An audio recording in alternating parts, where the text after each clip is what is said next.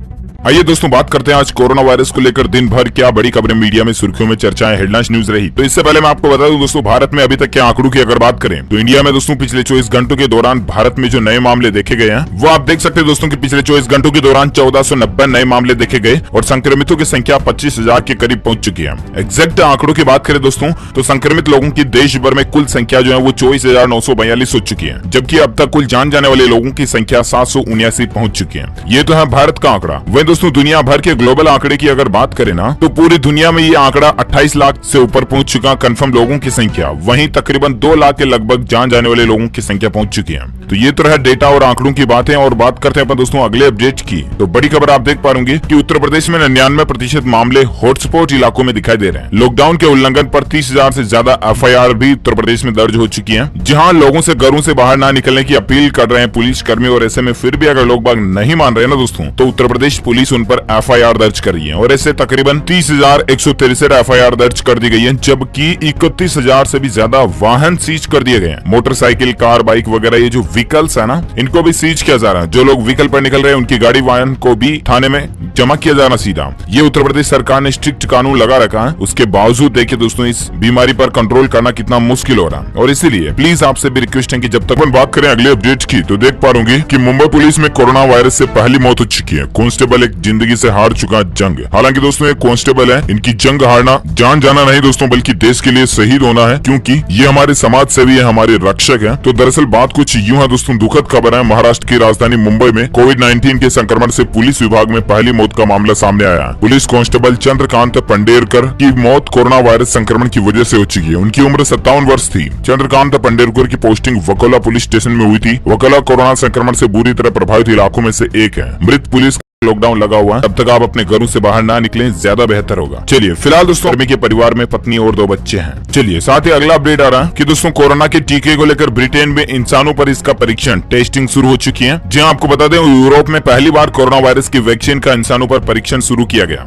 Britain के Oxford शहर में इस परीक्षण के लिए 800 से ज्यादा लोगों को चुना गया था, जिनमें से 2 वॉलंटियर्स को ये टीका लगाया गया। अब देखते हैं आखिर इसका रिजल्ट क्या आता है, मैं आपको बताऊंगा जरूर DLS न्यूज के ऊपर। फिलहाल आप अगली बड़ी खबर देख पा रहे कि दोस्तों नोएडा में क्वारंटीन सेंटर से भागा युवक निकला कोरोना पॉजिटिव। टीम उसके गांव भी पहुंच चुकी है। देखिए दोस्तों लोग किस तरह से सरकार का प्रशासन का साथ नहीं दे रहे हैं, बल्कि वो अपनी ही मनमर्जी लगा रहे हैं। कोरोना मरीज की उम्र तकरीबन 37 साल की है। वह नोएडा में किसी ढाबे पर काम करता था। कई दिनों से उसमें कोरोना के लक्षण देखने को मिल रहे थे, जिसके बाद कोरोना के शक में ही उसे नोएडा के ही क्वारंटीन सेंटर में भर्ती कराया गया, जहाँ से वो पॉजिटिव निकला, भाग गया था। तो ऐसे में दोस्तों मेरी रिक्वेस्ट है उन लोगों से जो क्वारंटीन में रखे गए हैं वो प्लीज भागे नहीं, घबराए नहीं, क्योंकि आपका भागना आपके परिवार के लिए, आपकी फैमिली के लिए भी हानिकारक हो सकता है। अगर आप पॉजिटिव निकले तो पूरी फैमिली को संक्रमित कर सकते हो, पूरी फैमिली में संक्रमण फैल सकता है। इसीलिए आप खुद सरेंडर करें, ये ज्यादा बेहतर रहेगा। और साथ ही अगला अपडेट आ रहा दोस्तों, लाइव अपडेट आप देख सकते हैं कोरोना वायरस को लेकर कि 3 मई के बाद खोलना चाहिए लॉकडाउन। ये कहना है BBC से भारत के चीफ इकोनॉमिक एडवाइजर का। BBC.com पर यह खबर प्रकाशित की गई है। आपको बता दें दोस्तों ये BBC की तरफ से भारत के चीफ इकोनॉमिक एडवाइजर जो है उनका यह कहना दोस्तों की 3 मई के बाद लॉकडाउन को खोलना चाहिए। अब आखिर उन्होंने ये बात क्यों बताई है, इसको लेकर ज्यादा जानकारी आप BBC.com पर जाकर के जरूर चेक कर सकते हैं। फिलहाल दोस्तों अगला अपडेट आ रहा है कि नोएडा में 3 नए मरीज कोरोना से संक्रमित पाए गए हैं। अब तक संख्या टोटल 112 पॉजिटिव लोगों की हो चुकी है।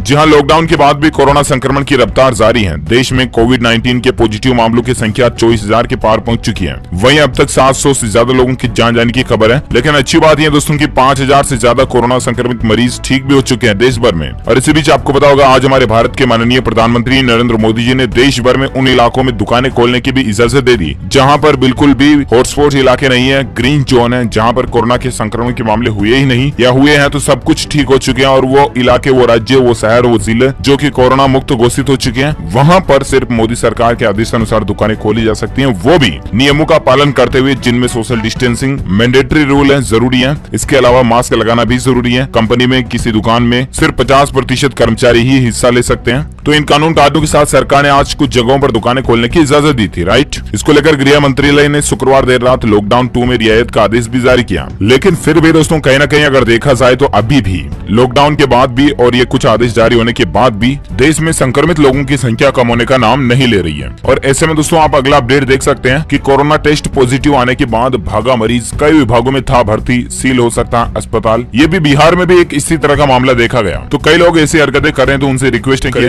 साथ ही अगला अपडेट आप देख सकते हैं दोस्तों की महाराष्ट्र के स्वास्थ्य मंत्री बोले मुंबई और पुणे में 18 मई तक बढ़ सकता है लॉकडाउन। जी हाँ, आपको बता दें देश भर में जहां कोरोना वायरस से संक्रमित मरीजों की संख्या में लगातार बढ़ोतरी हो रही है, इसी बीच दोस्तों केंद्रीय स्वास्थ्य और परिवार कल्याण मंत्रालय की ओर से जारी आंकड़ों के मुताबिक पिछले 24 घंटों में 1400 से ज्यादा मामले भारत में देखे गए। और इसी बीच एक लाइव अपडेट ये आ रहा दोस्तों की सोनिया गांधी ने प्रधानमंत्री नरेंद्र मोदी जी को पत्र भी लिखा है और पूरे देश में आर्थिक संकट के बारे में उन्होंने कहा है। इसके अलावा और एक अपडेट ये आ रहा है कि कर्नाटक में पिछले 24 घंटों में 26 नए मामले देखे गए। साथ ही दोस्तों बीआरओ ने आज कोरोना महामारी के बीच रोहतांग पास भी खोला है। अच्छा, इसके अलावा कुपवाड़ा के कोरोना हॉस्पिटल में तैनात स्वास्थ्य कर्मी भी कोरोना से संक्रमित पाया गया। साथ ही महाराष्ट्र के यवतमाल में 15 लोग कोरोना पॉजिटिव पाए गए। असम के मुख्यमंत्री सर्बानंद सोनोवाल ने बताया दोस्तों अधिकारियों और वैज्ञानिकों के साथ में एक बैठक भी की और इस बीमारी से जल्द निपटने के उपायों पर चर्चा हुई। चलिए साथ ही अगला अपडेट आ रहा दोस्तों की कोरोना से जंग में एक राहत भरी खबर आई है। पिछले 24 घंटों में बढ़े सिर्फ 6% पॉजिटिव मरीज। जी हाँ, अब तक दोस्तों भारत में कोरोना वायरस मरीजों की संख्या 24,500 से ज्यादा पहुंच चुकी है। 700-750 से ज्यादा लोगों की जान जाने की खबर है। वहीं एक अच्छी बात यह है दोस्तों की मोदी सरकार ने जहां कोरोना वायरस को फैलने से रोकने के लिए लॉकडाउन कर रखा है, जिसका असर अब दिखने लगा है। शुक्रवार सुबह 8 बजे से लेकर शनिवार सुबह 8 बजे के बीच यानी कि पिछले 24 घंटों के दौरान कोरोना के सिर्फ 6% नए मामले सामने आए। जब से भारत में कोरोना वायरस के मामले रोजाना 100 से ज्यादा सामने आ रहे हैं, तब से लेकर अब तक का ये सबसे कम आंकड़ा है। साथ ही आपको बता दें भारत में कोरोना वायरस के मामलों में कमी आने के साथ ही मोदी सरकार ने लॉकडाउन में ढील देने की शुरुआत भी कर दी है। गृह मंत्रालय की अधिकारी पुण्य सलीला श्रीवास्तव ने बताया दोस्तों की ग्रामीण क्षेत्रों में सभी दुकानों को खोलने की अनुमति दी गई है, लेकिन शॉपिंग मॉल बंद रहेंगे। शहरी क्षेत्रों में सभी एकल दुकानों, आस पड़ोस की दुकानों और आवासीय परिसरों में स्थित दुकानों को खोलने की भी अनुमति है, लेकिन बाजारों और शॉपिंग मॉल में स्थित दुकानों को खोलने की अनुमति नहीं है। हालांकि शराब की बिक्री पर पूरी तरह से बैन रहेगा, पाबंदी रहेगी। साथ ही अगला अपडेट देख सकते हैं उत्तर प्रदेश में कोरोना लाइव अपडेट आ रहा दोस्तों। आगरा और बुलंदशहर में मिले 10-10 नए केस, कुल 1778 संक्रमित मामले देखे गए हैं। जी हाँ, उत्तर प्रदेश के आगरा और दोस्तों बुलंदशहर में आज भी 10-10 नए मामले आए और अब टोटल यूपी में 1778 मामले आ चुके हैं। और साथ ही अगला अपडेट देख पाएंगे CAA NRC कल की बातें, कोरोना वायरस पर गौर करे मोदी सरकार, ये कहना है सिब्बल का।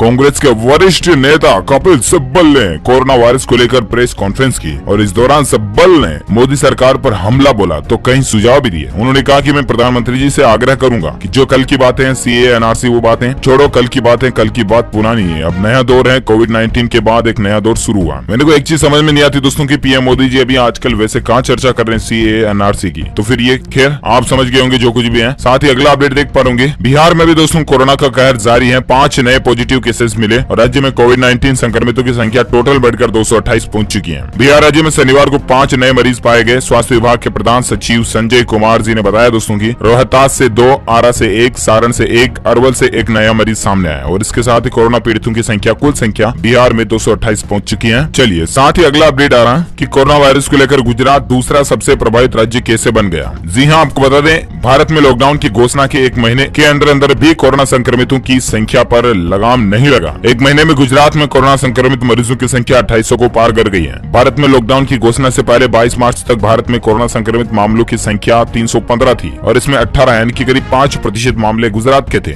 1 महीने बाद भारत में कोरोना संक्रमित मरीजों की संख्या 21,000 से ज्यादा है और इसमें 12% हिस्सा गुजरात में है। 22 मार्च को गुजरात में जहाँ कोरोना संक्रमण के 18 मामले थे, वहीं 23 अप्रैल को राज्य में 2624 मामले कोरोना संक्रमित हो चुके हैं। अब सवाल ये पैदा होता है दोस्तों कि आखिर गुजरात राज्य में ही इतनी बढ़ोतरी क्यों हो रही है। तो कहीं ना कहीं देखा जाए तो गुजरात के लोग बाग भी जो है ना वो या तो लॉकडाउन का दिलचस्पी से पालन नहीं कर रहे हैं, या तो दोस्तों गुजरात में प्रशासन की तरफ से भी कोई ढील है, या तो ऐसा और कोई प्राकृतिक तरीका है जिसकी वजह से लॉकडाउन के बावजूद गुजरात में मामले बढ़ते जा रहे हैं। वैसे आपको क्या लगता है इन तीनों में से और क्या तरीका हो सकता है जिसकी वजह से, या इन तीनों में से क्या तरीका कौन सा हो सकता है जिसकी वजह से गुजरात में ज्यादा से ज्यादा मामले बढ़ रहे हैं? आप मुझे नीचे कॉमेंट करके बताएंगे जरूर, प्रॉमिस करो मुझसे कि मैं बताऊंगा। और साथ ही अगला अपडेट देख पाओगे कि कोरोना से ठीक हुआ मरीज फिर से हो सकता है क्या संक्रमण का शिकार है। इसको लेकर दोस्तों WHO यानी कि वर्ल्ड हेल्थ ऑर्गेनाइजेशन ने इसको लेकर क्या जवाब दिया, तो आइए आपको बताते हैं। तो सवाल कुछ यूं है दोस्तों कि अगर कोई आदमी कोरोना से संक्रमित हो जाता है और एक बार वो ठीक हो जाता है, तो क्या वही आदमी दोबारा भी कोरोना से संक्रमित हो सकता है? तो इसको लेकर दोस्तों शनिवार को विश्व स्वास्थ्य संगठन यानी कि WHO ने इस पर कहा कि फिलहाल इस बात का कोई प्रमाण नहीं है कि जो लोग कोरोना से सही हुए हैं उनमें एंटीबॉडीज हैं और वे दूसरी बार इसके संक्रमण का शिकार होने से सुरक्षित हैं। अरविंद केजरीवाल के नेतृत्व वाली आम आदमी पार्टी सरकार राष्ट्रीय राजधानी दिल्ली में गृह मंत्रालय की ताजा दिशा निर्देशों को लागू करेगी। और इसके अलावा कुल मिलाकर के दोस्तों विज्ञान ये मानती है ना